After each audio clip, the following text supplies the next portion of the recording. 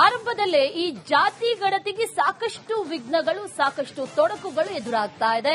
ಈಗ ಕಲಬುರಗಿಯಲ್ಲೂ ಕೂಡ ಅಂಥದ್ದೇ ಒಂದು ವಿಘ್ನ. ಶಿಕ್ಷಕರು ಕಿಡಿಕಾರ್ತಾ ಇದ್ದಾರೆ. ಈ ಜಾತಿ ಗಣತಿಯನ್ನ ಬಿಟ್ಟು ತಾಲೂಕು ಕಚೇರಿಗೆ ಶಿಕ್ಷಕರು ಬಂದಿದ್ದಾರೆ. ಒಂದಷ್ಟು ಟೆಕ್ನಿಕಲ್ ಎರರ್ಸ್, ತಾಂತ್ರಿಕ ದೋಷದಿಂದ ಗಣತಿ ಸಾಧ್ಯ ಇಲ್ಲ ಅಂತ ಆಕ್ರೋಶವನ್ನ ವ್ಯಕ್ತಪಡಿಸ್ತಾ ಇದ್ದಾರೆ. ಅನೇಕ ಕಡೆಗಳಲ್ಲಿ ಆ ಆಪ್ ಪ್ರಾಬ್ಲಮ್ ಆಗಿರಬಹುದು, ಅದರ ಜೊತೆಯಲ್ಲಿ ಟೆಕ್ನಿಕಲ್ ಎರರ್ಸ್ ಆಗಿರಬಹುದು, ತಾಂತ್ರಿಕ ದೋಷ ಗಂಟೆಗಟ್ಟಲೆ ಕಾದ್ರೂ ಕೂಡ ಸರಿ ಹೋಗ್ತಾ ಇಲ್ಲ.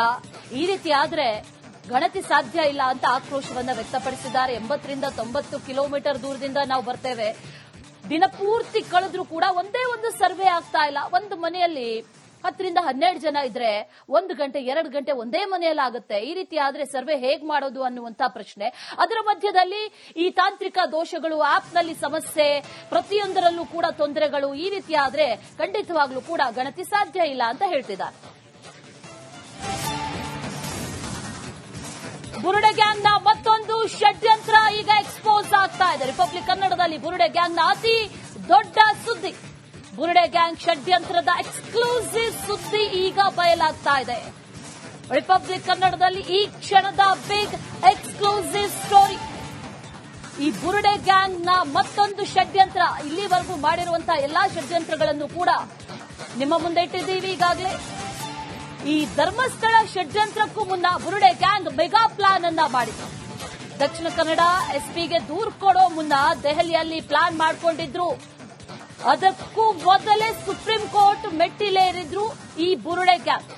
ಅವತ್ತು ಸುಪ್ರೀಂ ಕೋರ್ಟ್ ನಲ್ಲಿ ಏನೇನಾಯ್ತು ಅನ್ನುವಂಥದ್ದನ್ನ ನಾವು ನಿಮ್ಗೆ ಹೇಳ್ತೀವಿ ನೋಡಿ. ರಿಪಬ್ಲಿಕ್ ಕನ್ನಡದಲ್ಲಿ ಬುರುಡೆ ಗ್ಯಾಂಗ್ನ ಬಿಗ್ ಎಕ್ಸ್ಕ್ಲೂಸಿವ್ ಸ್ಟೋರಿ. ಆರಂಭದಲ್ಲಿ ಬುರುಡೆ ಗ್ಯಾಂಗ್ನ ಒಬ್ಬ ಪಾತ್ರಧಾರಿ ಮಾತ್ರ ಕಾಣಿಸಿಕೊಂಡಿದ್ದು, ಅದು ಮಾಸ್ಕ್ ಮ್ಯಾನ್ ಚಿನ್ನಯ್ಯ. ಆತ ಎಸ್ಪಿ ದೂರು ಕೊಡೋದಕ್ಕೂ ಮೊದಲೇ ಒಂದು ಪ್ಲಾನ್ ಮಾಡಿಕೊಂಡಿದ್ರು. ಅದಕ್ಕೂ ಮೊದಲು ದೆಹಲಿಯಲ್ಲಿ ಒಂದು ಪ್ಲಾನ್ ಆಗಿತ್ತು. ದೆಹಲಿಯಲ್ಲಿ ಪ್ಲಾನ್ ಮಾಡಿಕೊಂಡು ಮೊದಲೇ ಸುಪ್ರೀಂ ಕೋರ್ಟ್ ಮೆಟ್ಟಿಲೇರಿತ್ತು ಈ ಬುರುಡೆ ಗ್ಯಾಂಗ್. ಆವತ್ತು ಸುಪ್ರೀಂ ಕೋರ್ಟ್ನಲ್ಲಿ ಏನೇನ್ ಆಯ್ತು ಅನ್ನುವಂತ ಡೀಟೇಲ್ಸ್ ಅನ್ನ ನಾವು ನಿಮ್ಗೆ ತೋರಿಸ್ತೀವಿ ನೋಡಿ. ಎಸ್ಪಿಗೆ ದೂರು ಕೊಡೋ ಮುನ್ನ ನಾವು ದೆಹಲಿಗೆ ಹೋಗಿದ್ವಿ, ಬುರುಡೆಯನ್ನ ತಗೊಂಡು ಹೋಗಿದ್ವಿ, ಜೊತೆಗೆ ಸುಪ್ರೀಂ ಕೋರ್ಟ್ ಕದ ತಟ್ಟಿದ್ವಿ, ಇದೆಲ್ಲವನ್ನೂ ಕೂಡ ಹೇಳಿತ್ತು ಈ ಬುರುಡೆ ಗ್ಯಾಂಗ್. ಆದ್ರೆ ಅಸಲಿಗೆ ಅಲ್ಲೇನಾಯ್ತು ಅನ್ನುವಂತ ಪ್ರಶ್ನೆ. ಧರ್ಮಸ್ಥಳದ ಈ ಷಡ್ಯಂತ್ರ ಇದೆಯಲ್ಲ, ಇದರ ಹಿಂದೆ ಸಾಕಷ್ಟು ಕಥೆಗಳಿದೆ, ಸಾಕಷ್ಟು ಪ್ರೀ ಪ್ಲಾನಿಂಗ್ ಇದೆ. ಅನೇಕ ತಿಂಗಳಿನಿಂದ ಇದೇ ರೀತಿಯಾದಂತಹ ಪ್ಲಾನಿಂಗ್ ಮಾಡಿಕೊಂಡಿದ್ರು ಅನ್ನುವಂಥದ್ದು ಎಸ್ಐಟಿ ತನಿಖೆಯಲ್ಲೂ ಕೂಡ ಪತ್ತೆಯಾಗಿರೋದು.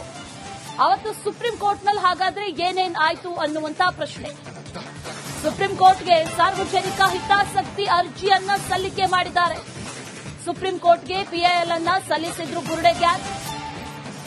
ಉನ್ನತ ಮಟ್ಟದ ತನಿಖೆ ಆಗಬೇಕು ಅಂತ ಪಿಐಎಲ್ ಅನ್ನ ಸಲ್ಲಿಕೆ ಮಾಡಿದ್ರು. ಈ ಪಿಐಎಲ್ ನ ಸುಪ್ರೀಂ ಕೋರ್ಟ್ ವಜಾ ಮಾಡಿತ್ತು. ಮೇ ತಿಂಗಳ ಆರಂಭದಲ್ಲಿ ಸುಪ್ರೀಂ ಕೋರ್ಟ್ಗೆ ಪಿಐಎಲ್ ಸಲ್ಲಿಕೆ ಆಗಿದೆ. ಆದ್ರೆ ಸುಪ್ರೀಂ ಕೋರ್ಟ್ ಅದನ್ನ ವಜಾ ಮಾಡಿತ್ತು. ಬುರುಡೆ ಗ್ಯಾಂಗ್ಗೆ ಚೀಮಾರಿ ಹಾಕಿತ್ತು ಸುಪ್ರೀಂ ಕೋರ್ಟ್ ಅನ್ನುವಂತ ಮಾಹಿತಿ ಈಗ ಲಭ್ಯ ಆಗ್ತಾ ಇರೋದು. ಅರ್ಜಿಯಲ್ಲಿ ಸಾರ್ವಜನಿಕ ಹಿತಾಸಕ್ತಿಯೇ ಇಲ್ಲ ಅಂತ ಹೇಳಿತ್ತು ಸುಪ್ರೀಂ ಕೋರ್ಟ್. ರಾಜ್ಯ ಸರ್ಕಾರ ಎಸ್ಪಿಯನ್ನೇ ಯಾಮಾರಿಸಿದ್ರು ಈ ಬುರುಡೆ ಗ್ಯಾಂಗ್. ಪಿಎಲ್ ವಜಾ ಮಾಡಿದ್ರು ಸುಪ್ರೀಂ ಕೋರ್ಟ್, ಅದನ್ನ ಮುಚ್ಚಿಟ್ಟಿದ್ರು ಈ ಬುರುಡೆ ಗ್ಯಾಂಗ್. ಮಂಕು ಬೂದಿ ಎರಚಿದ್ದಾರೆ. ಕಂಪ್ಲೀಟ್ ಆಗಿ ಗ್ಯಾಂಗ್ ಪ್ಲಾನ್ ಮಾಡ್ಕೊಂಡಿದ್ದಾರೆ. ಸುಪ್ರೀಂ ಕೋರ್ಟ್ ಚೀಮಾರಿಯನ್ನೇ ಮುಚ್ಚಿಟ್ಟಿದ್ರು ಬುರುಡೆ ಗ್ಯಾಂಗ್. ಸುಪ್ರೀಂ ಕೋರ್ಟ್ ಆದೇಶವನ್ನ ಕೊಟ್ಟಿತ್ತು. ಇದರಲ್ಲಿ ಹಿತಾಸಕ್ತಿ ಎಲ್ಲಿದೆ? ಪಿಎಲ್ ಅರ್ಜಿ ಸಲ್ಲಿಕೆ ಆಗಿದೆ, ಹೌದು. ಆದ್ರೆ ಇದರಲ್ಲಿ ಯಾವುದೇ ರೀತಿಯ ಹಿತಾಸಕ್ತಿ ಇಲ್ವಲ್ಲ. ಸಾರ್ವಜನಿಕ ಹಿತಾಸಕ್ತಿ ಎಲ್ಲಿ ಕಾಣಿಸ್ತಾ ಇದೆ? ಸ್ವಹಿತಾಸಕ್ತಿ ಎದ್ದು ಕಾಣಿಸ್ತಾ ಇದೆ. ಹಾಗಾಗಿ ಇದನ್ನ ಕನ್ಸಿಡರ್ ಮಾಡೋದಕ್ಕಾಗಲ್ಲ ಅನ್ನುವಂತಹ ವಿಚಾರವನ್ನ ಹೇಳಿ ಸುಪ್ರೀಂ ಕೋರ್ಟ್ ಆ ಅರ್ಜಿಯನ್ನ ವಜಾ ಮಾಡಿತ್ತು ಮೇನಲ್ಲಿ. ಅದನ್ನ ಮುಚ್ಚಿಟ್ಟು ನಾವು ಸುಪ್ರೀಂ ಕೋರ್ಟ್ ಹೋಗಿದ್ವಿ, ಬುರುಡೆಯನ್ನ ತಗೊಂಡು ಹೋಗಿದ್ವಿ, ಇದೆಲ್ಲವನ್ನೂ ಕೂಡ ಹೇಳಿದಂತ ಗ್ಯಾಂಗ್ ಒಂದು ವಿಚಾರವನ್ನ ಮುಚ್ಚಿಟ್ಟಿದ್ರು. ಅದು ಸುಪ್ರೀಂ ಕೋರ್ಟ್ನಲ್ಲೇ ಈ ಅರ್ಜಿ ವಜಾ ಆಗಿತ್ತು. ಆ ನಂತರದಲ್ಲಿ ಸುಪ್ರೀಂ ಕೋರ್ಟ್ನ ಲಾಯರ್ ಥ್ರೂ ಒಂದು ನೋಟಿಸ್ ಅನ್ನ ಹೊರಡಿಸ್ತಾರೆ. ಎಸ್ಐಟಿ ರಚನೆ ಆಗಬೇಕು ಅನ್ನುವಂತ ಆಗ್ರಹ. ರಾಜ್ಯ ಸರ್ಕಾರ ಎಸ್ಪಿಯನ್ನೇ ಯಾಮಾರಿಸಿತ್ತು ಈ ಬುರುಡೆ ಗ್ಯಾಂಗ್. ಎಲ್ಲರನ್ನೂ ಯಾಮಾರಿಸಿದ್ರು. ಇನ್ಫ್ಯಾಕ್ಟ್ ಪಿಎಲ್ ವಜಾ ಆಗಿರೋದನ್ನ ಮುಚ್ಚಿಟ್ಟು ಮಂಕುಬೂದಿ ಎರಚಿದೆ ಈ ಗ್ಯಾಂಗ್. ಸುಪ್ರೀಂ ಕೋರ್ಟ್ ಚೀಮಾರಿಯನ್ನೇ ಮುಚ್ಚಿಟ್ಟಿದ್ರು ಕಂಪ್ಲೀಟ್ ಆಗಿ ಬುರುಡೆ ಗ್ಯಾಂಗ್. ಸುಪ್ರೀಂ ಆದೇಶವನ್ನ ಮುಚ್ಚಿಟ್ಟು ಎಸ್ಪಿಗೆ ದೂರು ಕೊಡೋದಕ್ಕೆ ಆನಂತರದಲ್ಲಿ ಬಂದ್ರು. ರಾಜ್ಯ ಸರ್ಕಾರ, ಎಸ್ಐಟಿ, ಎಸ್ಪಿ ಎಲ್ಲರಿಗೂ ಕೂಡ ಮಂಕು ಬೂದಿಯನ್ನ ಎರಚಿದ್ರು. ಸುಪ್ರೀಂ ಕೋರ್ಟ್ ಚೀಮಾರಿ ಹಾಕಿ ಕಳಿಸಿತ್ತು. ಇದರಲ್ಲಿ ಸಾರ್ವಜನಿಕ ಹಿತಾಸಕ್ತಿ ಕಾಣಿಸ್ತಾ ಇಲ್ಲ ಈ PIL ನಲ್ಲಿ. ಆವತ್ತು ಸುಪ್ರೀಂ ಕೋರ್ಟ್ ಹೇಳಿರುವಂತಹ ವಿಚಾರ ಇದು ನಡೆದಿರೋದು ಮೇನಲ್ಲಿ. ಇವರು ಎಲ್ಲರೂ ಕೂಡ ಕಾಣಿಸ್ಕೊಳ್ಳೋಕ್ಕೂ ಮುನ್ನ, SP ಗೆ ದೂರು ಕೊಡೋದಕ್ಕೂ ಮುನ್ನ, ಬೆಳ್ತಂಗಡಿಯಲ್ಲಿ ದೂರು ಕೊಡೋದಕ್ಕೆ ಆಗಮಿಸೋದಕ್ಕೂ ಮುನ್ನ ಸುಪ್ರೀಂ ಕೋರ್ಟ್ಗೆ ಹೋಗಿದ್ರು, ದೆಹಲಿಗೆ ಹೋಗಿದ್ರು.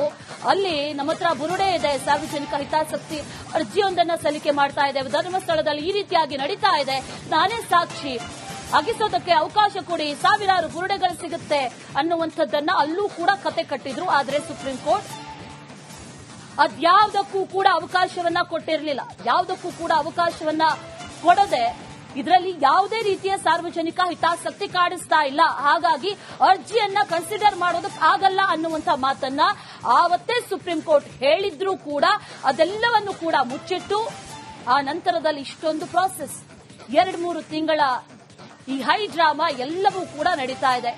ಒಬ್ಬರ ನಂತರ ಒಬ್ಬರು ಅನ್ನುವಂತೆ ಎಲ್ಲರೂ ಮೋಸ ಮಾಡಿದ್ದು. ಸುಪ್ರೀಂ ಆದೇಶವನ್ನ ಮುಚ್ಚಿಟ್ಟಿದ್ರು, ಚಿನ್ನಯ್ಯನ ಮೂಲಕ ದೂರನ್ನ ಕೊಡಿಸಿದ್ರು, ರಾಜ್ಯ ಸರ್ಕಾರ SP ಯನ್ನೇ ಆವರಿಸಿದ್ರು.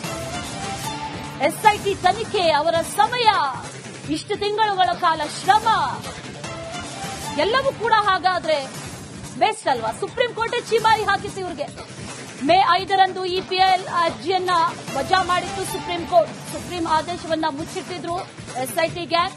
ಆನಂತರ ಅಲ್ಲೇನು ನಡೆದಿಲ್ಲ ಅನ್ನುವಂಥದ್ದು ಗೊತ್ತಾದಾಗ SP ದೂರು ಕೊಡೋದಕ್ಕೆ ಬಂದ್ರು. ನಾವು ಸುಪ್ರೀಂ ಕೋರ್ಟ್ ವರೆಗೂ ಹೋಗಿದ್ವಿ, ಈಗ SP ದೂರು ಕೊಡೋದಕ್ಕೆ ಬರ್ತಾ ಇದ್ದೀವಿ ಅನ್ನುವಂಥದ್ದನ್ನ ಅನಂತರದಲ್ಲಿ ಈ ಬುರುಡೆ ಗ್ಯಾಂಗ್ ಹೇಳಿತ್ತು. ಚಿನ್ನಯ್ಯನ ಮೂಲಕ, ವಕೀಲರ ಮೂಲಕ ಹೇಳಿಸಿದ್ರು. ವಕೀಲರೇ ಒಂದು ನೋಟಿಸ್ ಅನ್ನ, ಪತ್ರಿಕಾ ಪ್ರಕಟಣೆಯನ್ನ ಹೊರಡಿಸ್ತಾರೆ.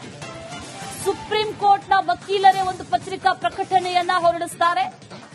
ಆ ಸಂದರ್ಭದಲ್ಲಿ ಎಲ್ಲರ ಗಮನವನ್ನ ಸೆಳೆದಿದ್ದು, ಹೌದಾ ಇಂಥದ್ದು ನಡೆದಿತ್ತ ಅನ್ನುವಂತ ಪ್ರಶ್ನೆಗಳು. ಅಷ್ಟರ ಮಟ್ಟಿಗೆ ಮಂಕು ಬೂದಿಯನ್ನ ಎರಚಿತ್ತು ಈ ಗ್ಯಾಂಗ್. ಇವ್ರು ಮಾಡಿರುವಂತಹ ಪ್ಲಾನ್ ಒಂದೆರಡಲ್ಲ. ಈ ಪ್ಲಾನ್ ನ ಯಾರೆಲ್ಲ ಎಕ್ಸಿಕ್ಯೂಟ್ ಮಾಡೋದಕ್ಕೆ ಪ್ರಯತ್ನ ಪಟ್ಟರು ಅವರೆಲ್ಲರಿಗೂ ಕೂಡ ಆವತ್ತೇ ಚೀಮಾರಿಯನ್ನ ಹಾಕಿ ಸುಪ್ರೀಂ ಕೋರ್ಟ್ ವಾಪಸ್ ಕಳುಹಿಸಿತ್ತು. ಇದರಲ್ಲಿ ಯಾವುದೇ ರೀತಿಯ ಸಾರ್ವಜನಿಕ ಹಿತಾಸಕ್ತಿಗಳು ಕಾಣಿಸ್ತಾ ಇಲ್ಲ, ಈ ಅರ್ಜಿಯನ್ನ ಯಾವುದೇ ಕಾರಣಕ್ಕೂ ಕೂಡ ಕನ್ಸಿಡರ್ ಮಾಡೋದಕ್ಕೆ ಆಗೋದಿಲ್ಲ ಅನ್ನುವಂತ ಮಾತನ್ನ ಹೇಳಿ ಚೀಮಾರಿಯನ್ನ ಹಾಕಿ ಅರ್ಜಿಯನ್ನ ವಜಾ ಮಾಡಿತ್ತು ಸುಪ್ರೀಂ ಕೋರ್ಟ್. ಸುಪ್ರೀಂ ಕೋರ್ಟ್ ಚೀಮಾರಿ ಹಾಕಿತ್ತು ಅನ್ನೋದನ್ನು ಕೂಡ ಮುಚ್ಚಿಟ್ಟಿದ್ರು. ಬೆಳ್ತಂಗಡಿಯಲ್ಲಿ ಈಗ ಶೋಧ ಕಾರ್ಯ, ಆ ನಂತರದಲ್ಲಿ ಧರ್ಮಸ್ಥಳದಲ್ಲಿ ಶೋಧ ಕಾರ್ಯ, ಬಂಗ್ಲಗುಡ್ಡದಲ್ಲಿ ಶೋಧ ಕಾರ್ಯ. ಇದು PIL ಅಲ್ಲ, ಪೈಸಾ ಇಂಟ್ರೆಸ್ಟ್ ಲಿಟಿಗೇಷನ್. ಇದರಲ್ಲಿ ಸ್ವಹಿತಾಸಕ್ತಿ ಅಷ್ಟೇ ಕಾಣಿಸ್ತಾ ಇರೋದು, ಸಾರ್ವಜನಿಕ ಹಿತಾಸಕ್ತಿ ಕಾಣಿಸ್ತಾ ಇಲ್ಲ. ಇದು PIL ಖಂಡಿತವಾಗ್ಲೂ ಕೂಡ ಅಲ್ಲ. ಬುರುಡೆ ಗ್ಯಾಂಗ್ಗೆ ತೀವ್ರ ತರಾಟೆಗೆ ತೆಗೆದುಕೊಂಡಿತ್ತು ಸುಪ್ರೀಂ ಕೋರ್ಟ್. ಇದು PIL ಅಲ್ಲ ಅನ್ನುವಂತ ವಿಚಾರವನ್ನ ಸುಪ್ರೀಂ ಕೋರ್ಟ್ ಅಂದೇ ಹೇಳಿತ್ತು. ಬುರುಡೆ ಗ್ಯಾಂಗ್ಗೆ ತೀವ್ರವಾಗಿ ತರಾಟೆಗೆ ತೆಗೆದುಕೊಂಡಿತ್ತು ಸುಪ್ರೀಂ ಕೋರ್ಟ್. ಮೇ 5ರಂದು PIL ಅರ್ಜಿಯನ್ನ ವಜಾ ಮಾಡಿತ್ತು ಸುಪ್ರೀಂ ಕೋರ್ಟ್.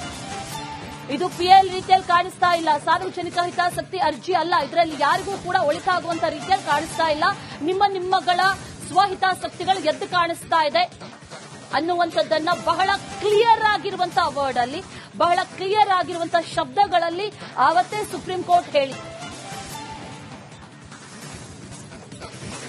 ಇದೇ ವಿಚಾರಕ್ಕೆ ಸಂಬಂಧಪಟ್ಟಂತೆ ಡೀಟೇಲ್ಸ್ ಅನ್ನ ಕೊಡ್ತಾರೆ ನಮ್ಮ ಪ್ರತಿನಿಧಿ ಮುತ್ತಪ್ಪ. ದೂರವಾಣಿ ಸಂಪರ್ಕದಲ್ಲಿ ಜಾಯಿನ್ ಆಗ್ತಾ ಇದ್ದಾರೆ. ಮುತ್ತಪ್ಪ, ಗಮನಿಸ್ತಾ ಇದೀವಿ ಎಂತ ಮೋಸ ಅಂತಂದ್ರೆ, ಮೇ 5ಕ್ಕೆ ಈ ಅರ್ಜಿ ವಜಾ ಆಗಿದೆ, ಆ ನಂತರ 2-3 ತಿಂಗಳು ನಡೀತಲ್ವಾ?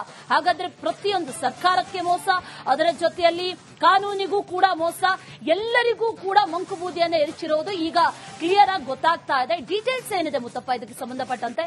ಅಶ್ವಿನಿ, ಈ ಬುರುಡೆ ಗ್ಯಾಂಗ್ ನ ಮತ್ತೊಂದು ಕರಾಳ ಮುಖವಾಡ ಈಗ ಹೊರಬಿದ್ದಿರುವಂತದ್ದು ಏನಂತಂದ್ರೆ, ಇವರು ಅವರಿಗೆ ದೂರು ಕೂಡ ಮುಂಚಿತವಾಗಿ 2025 ಮೇ 5ರಂದು ಇವರು ಸುಪ್ರೀಂ ಕೋರ್ಟ್ ಅಲ್ಲಿ ಒಂದು ಸಾರ್ವಜನಿಕ ಹಿತಾಸಕ್ತಿಯ PIL ಅನ್ನು ಸಲ್ಲಿಕೆ ಮಾಡಿದ್ದಾರೆ.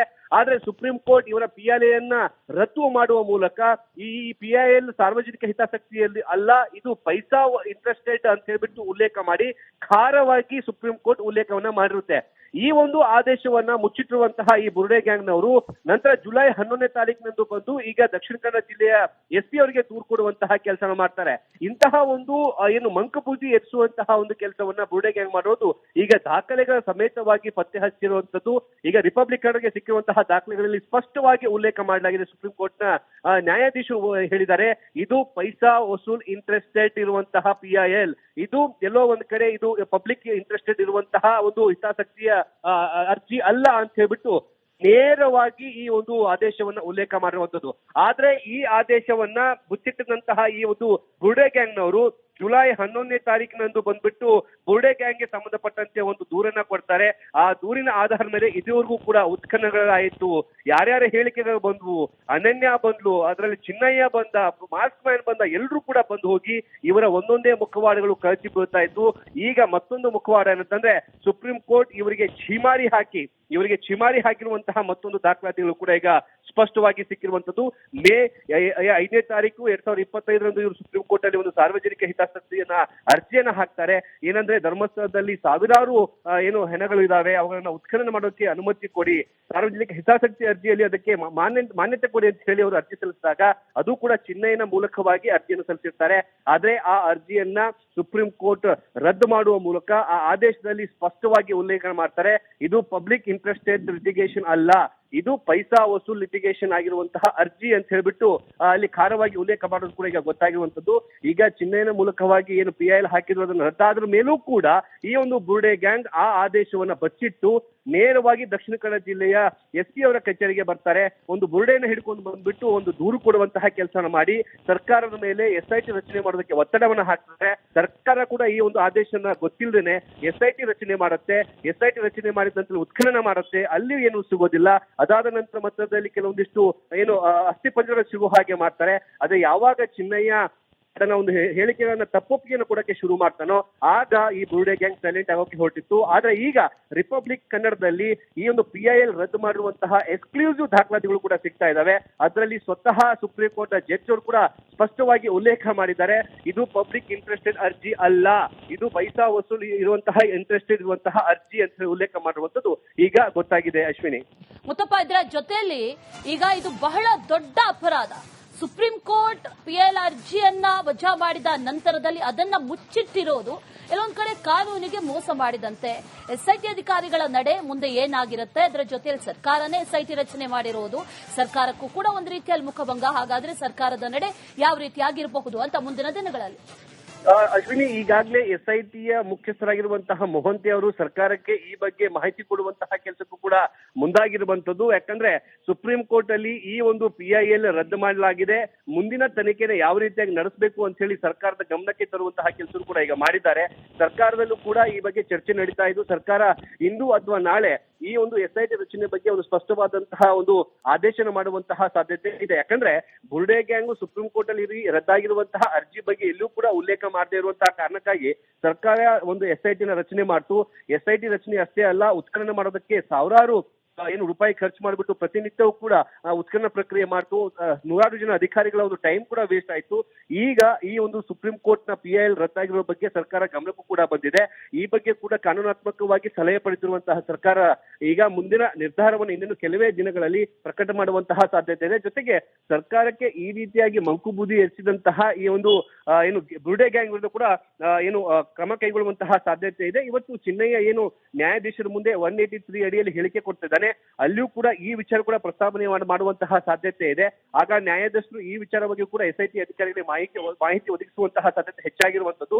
ಈಗ ಈ ಬುರುಡೆ ಗ್ಯಾಂಗ್ ಯಾರು ರಚನೆ ಮಾಡಿದ್ರಲ್ಲ ಅವರಿಗೆ ದೊಡ್ಡ ಸಂಕಷ್ಟ ಎದುರಾಗೋದು ಕೂಡ ಏನು ಖಂಡಿತವಾಗಿ ಅವರಿಗೆ ಒಂದು ಏನು ಸಾಕಷ್ಟು ಸಂಕಷ್ಟ ಎದುರಾಗುತ್ತೆ. ಯಾಕಂದ್ರೆ ಅಧಿಕಾರಿಗಳಿಗೆ ಈ ರೀತಿಯಾಗಿ ಏನು ಮಂಕುಬೂರ್ಜಿ ಎರಿಸುವಂತಹ ಕೆಲಸವನ್ನ ಮತ್ತೆ ಷಡ್ಯಂತ್ರ ಮಾಡುವಂತಹ ಕೆಲಸ ಮಾಡುವಂತಹ ಆರೋಪದಲ್ಲಿ ಕೆಲವರನ್ನ ಮತ್ತೆ ವಶಕ್ಕೆ ಪಡೆಯುವಂತಹ ಸಾಧ್ಯತೆ ಹೆಚ್ಚಾಗಿರುವಂತದ್ದು. ಅಶ್ವಿನಿ ರೈಟ್ ಮುತ್ತಪ್ಪ, ಹಾಗೆ ಸಂಪರ್ಕದಲ್ಲಿರಿ, ಮತ್ತಷ್ಟು ಮಾಹಿತಿಯನ್ನ ಪಡ್ಕೊಳ್ಳಿ.